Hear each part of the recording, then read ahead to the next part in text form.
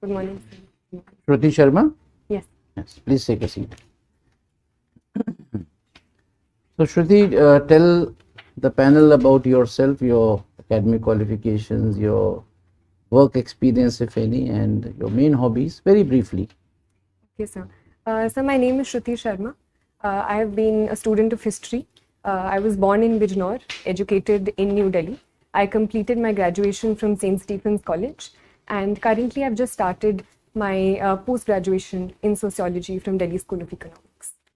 And I am constantly like to learn new things and explore new cultures through language, food, books, and cinema.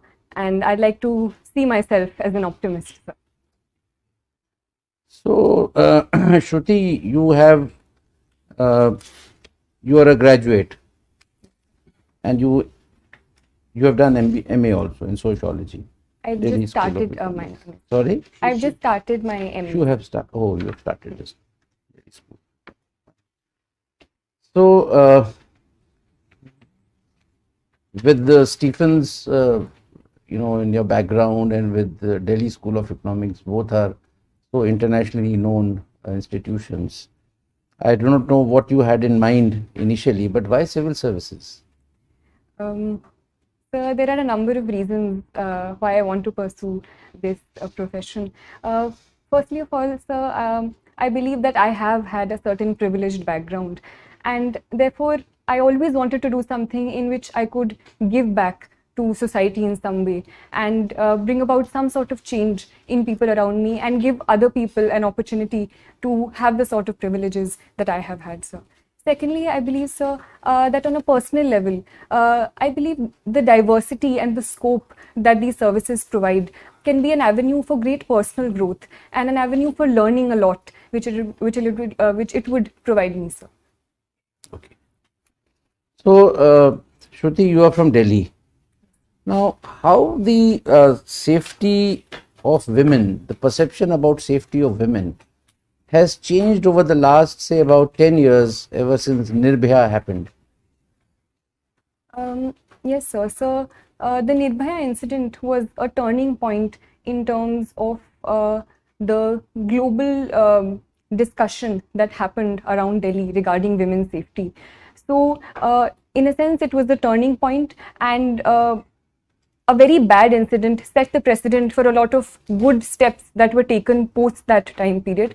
So, a number of steps have been taken since that time period by the union government and the Delhi government in that regard, ranging from the Nirbhaya Fund to certain steps by the Delhi government to increase CCTV coverage and reduce dark spaces, to also increasing scope for better mobility for women, be it in the space of women marshals in the buses at that point. So I think a certain progress has taken since that time period. Shruti, have you heard of a matter going on, Hindu minority status? Yes, sir. So I just recently What is read the in the issue, news. if you can just throw some light? So, in the limited knowledge that I have currently, sir, about the topic, it is about the authority of the state versus the center in deciding the status of minorities with respect to religion. So there have been certain cases, as far as I recall, sir, such as the TMA Pi case, which talked about whether the minority status can be decided on a state level in terms of religious minorities, or it can only be decided in terms of the central government. So I think that is the issue. No, but this is primarily related to Hindus being given minority status in those states where they are in minority. Presently, even if suppose in the case of, say, Punjab or JNK, right, Yes. where Hindus are in minority, but the actual minority status is given to those who are in majority. So a PIL is in Supreme Court. Yes, sir. The center has asked Supreme Court to consider this, that we would like to give minority status to Hindus in those states which I have mentioned. Now, since I have already given you an idea, what are your views about it? Um, so, the Constitution of India does protect the status of minorities in India as a whole. And so I believe if for certain purposes and for certain positive reasons, the Supreme Court does decide to give minority status in a particular state to reduce atrocities against certain sections within the state, it can be a positive move. Brilliant, sir.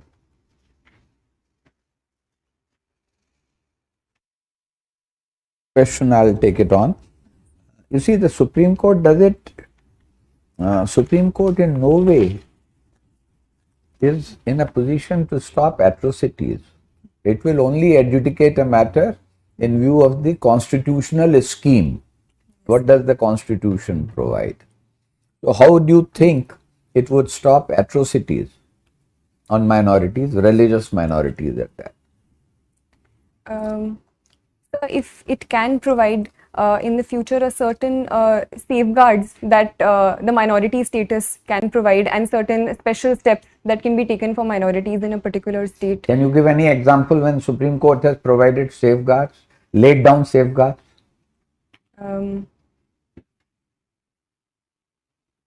You heard of Vishakha's case? Yes. Okay. You've been a student of history. Yes, sir. Who do you think, whom would you rate as a foremost historian of the later Mughals period? Who are later Mughals?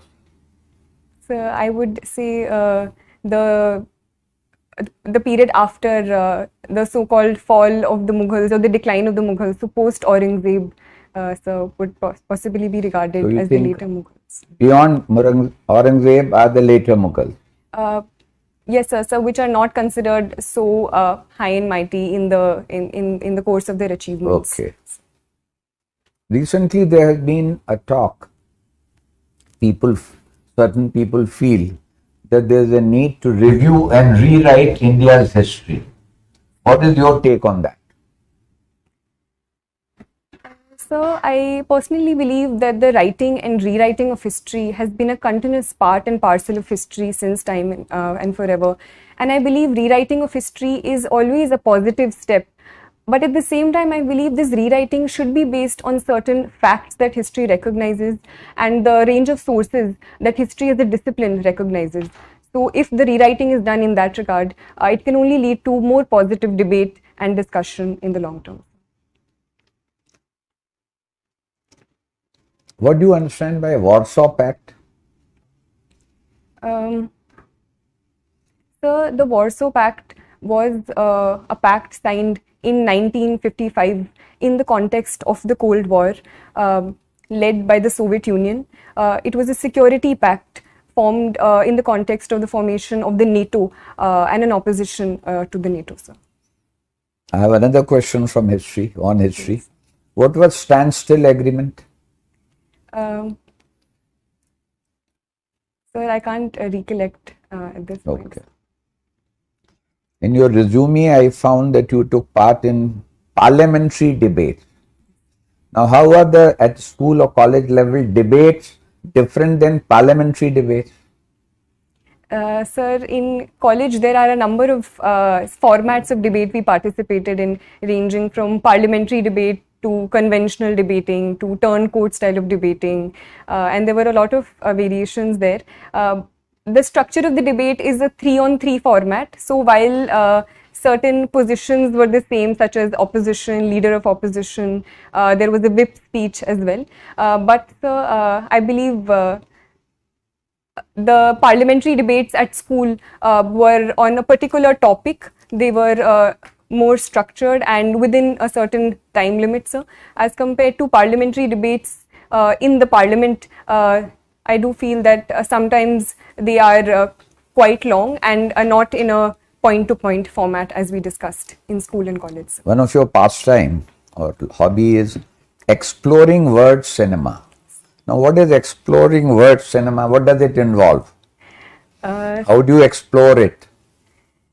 So the reason I chose the word explore is because I am no authority on world cinema, and I like to see and look at movies as they come to me, and as one leads to the other.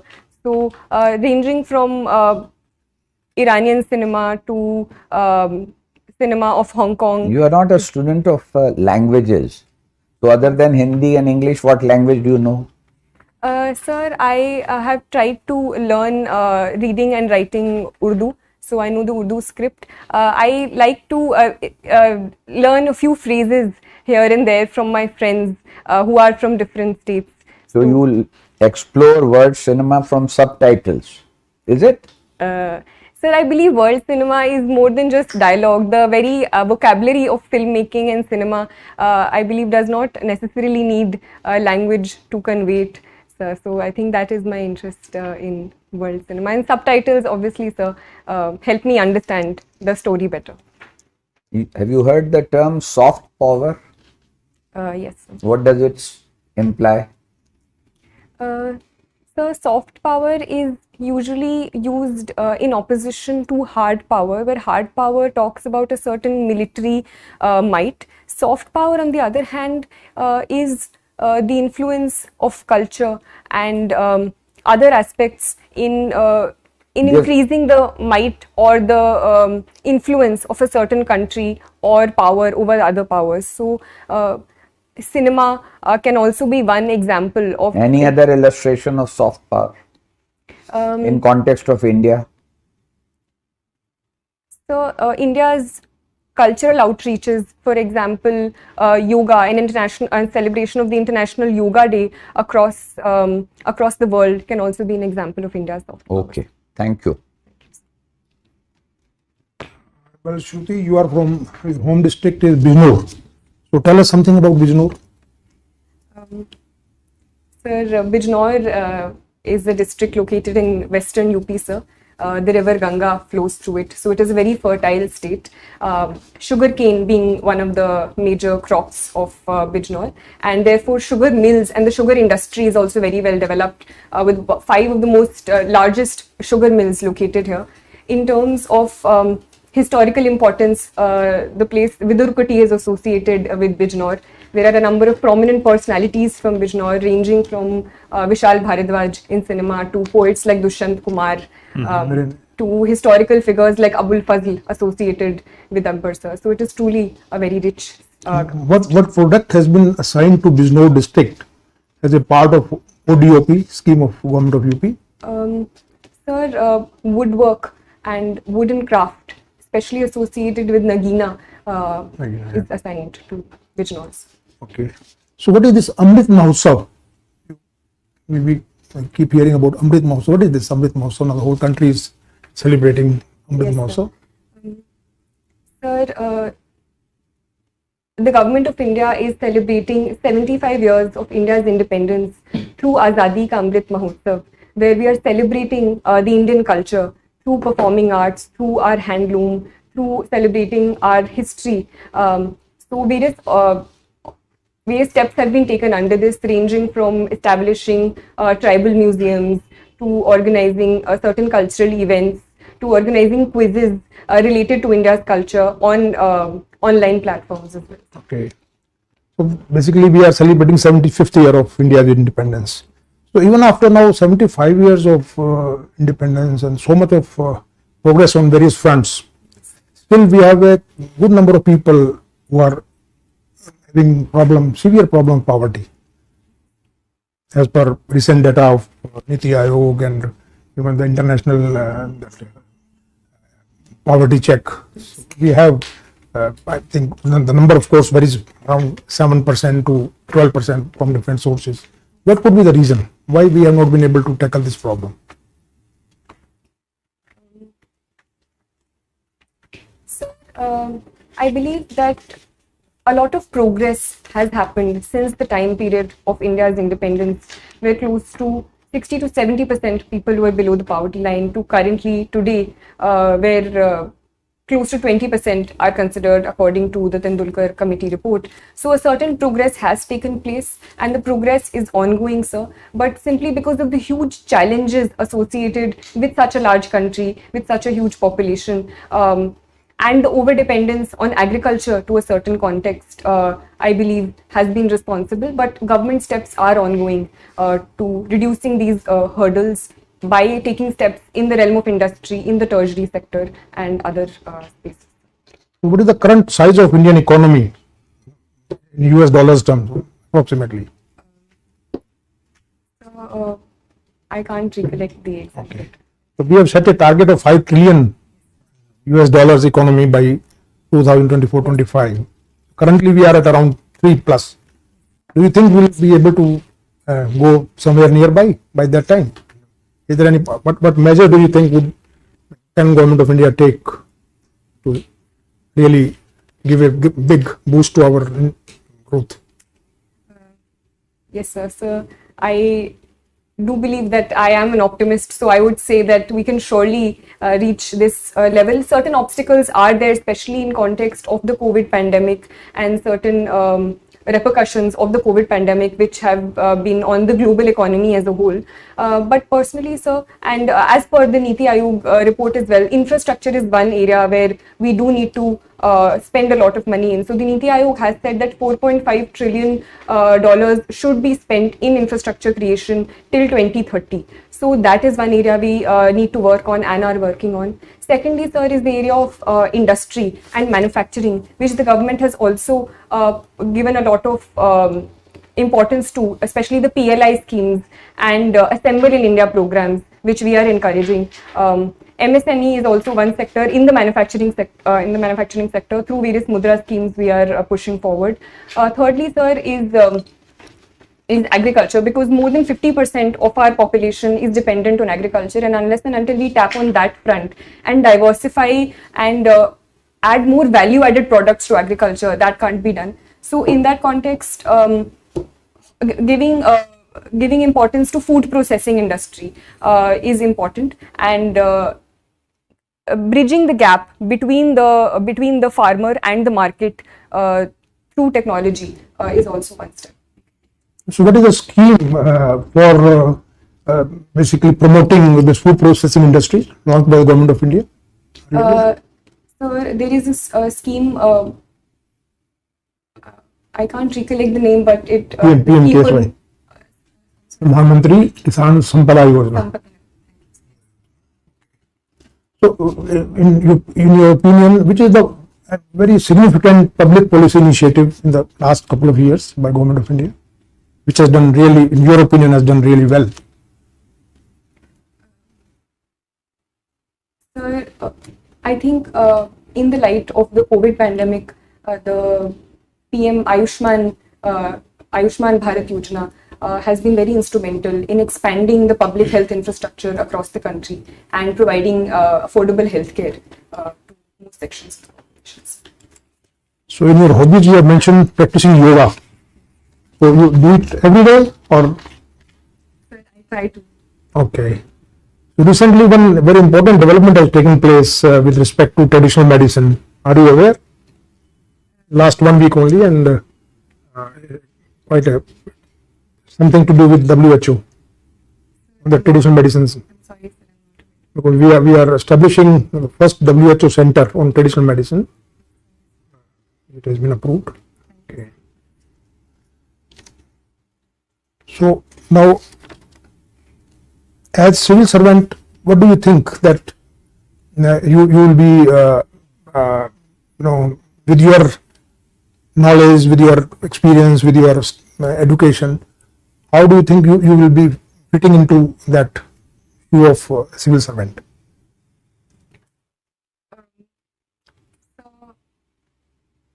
Sir, as per my background, I feel that my background in history can help me understand present social realities in a more wholesome way, and therefore solve them using that background of history and the social sciences, sir.